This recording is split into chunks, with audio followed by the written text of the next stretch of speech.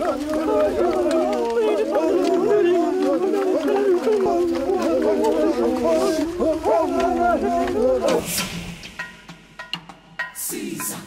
from the photo you can see we were very fortunate to meet up with this missionary photo of a self-illuminating creature, and he then put us in the right direction to start our quest.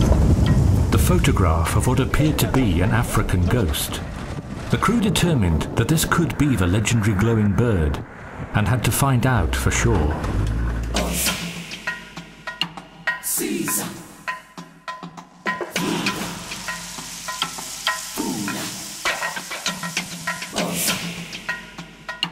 Caesar.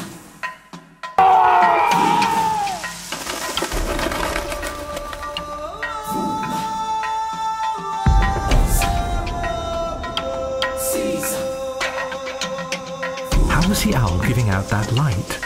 And how long has the owl been a part of the tribe? The director and the cameraman were the only two granted permission to join the tribe's day.